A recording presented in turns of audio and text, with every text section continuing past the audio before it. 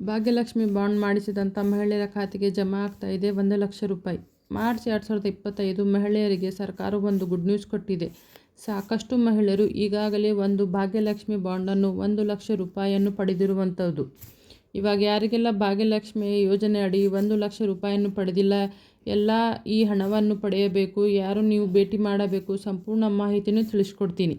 ಅದಕ್ಕೋಸ್ಕರ ಈ ವಿಡಿಯೋವನ್ನು ಪೂರ್ತಿಯಾಗಿ ನೋಡಿ. ಅದಕ್ಕಿಂತ ಮೊದಲು ಯಾರಾದರೂ ಹೊಸತಾಗಿ ನಮ್ಮ ಯೂಟ್ಯೂಬ್ ಚಾನಲ್ಗೆ ಭೇಟಿಯಾಗಿದ್ದರೆ ದಯವಿಟ್ಟು ಒಂದು ಸಬ್ಸ್ಕ್ರೈಬ್ ಮಾಡಿಕೊಳ್ಳಿ. ಪಕ್ಕದಲ್ಲಿ ಕಾಣುವ ನೋಟಿಫಿಕೇಷನ್ ಬೆಲ್ ಬಟನ್ ಕೂಡ ಆನ್ ಮಾಡಿಕೊಳ್ಳಿ. ಯೂಟ್ಯೂಬಲ್ಲಿ ನೋಡ್ತಾ ಇದ್ದರೆ ಅದನ್ನೇ ನಮ್ಮ ಪೇಜ್ಗೆ ಫಾಲೋ ಮಾಡಿ. ಹೌದು ವೀಕ್ಷಕರೇ, ಈಗಾಗಲೇ ರಾಜ್ಯ ಸರ್ಕಾರವು ಗುಡ್ ನ್ಯೂಸನ್ನು ಕೊಟ್ಟಿರುವುದು ನಿಮಗೆಲ್ಲ ಗೊತ್ತಿರುವುದು.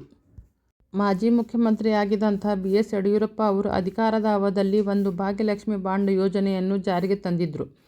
ಆವಾಗ 18 ವರ್ಷ ಪೂರೈಸಿದಂಥ ಮಹಿಳೆಯರಿಗೆ 1 ಲಕ್ಷ ರೂಪಾಯಿ ಹಣವನ್ನು ಯೋಜನೆಯನ್ನು ಜಾರಿಗೆ ತಂದಿದ್ದರು.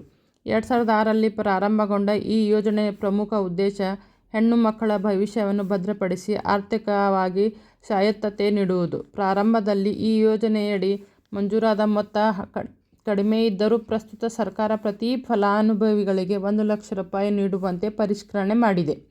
ಅದರಂತೆ ಇವಾಗಲೇ 2006ರಲ್ಲಿ ಯಾರೆಲ್ಲ ಈ ಭಾಗ್ಯಲಕ್ಷ್ಮಿ ಬಾಂಡನ್ನು ಮಾಡಿಸಿದ್ದೀರಿ, ಇವಾಗ 2025ಕ್ಕೆ 18 ವರ್ಷ ಪೂರೈಸಿದಂಥ ಮಹಿಳೆಯರಿಗೆ ಇವಾಗ ಭಾಗ್ಯಲಕ್ಷ್ಮಿ ಯೋಜನೆಯಡಿ 1 ಲಕ್ಷ ರೂಪಾಯಿ ಸರ್ಕಾರವು ಬಿಡುಗಡೆ ಮಾಡಿತು.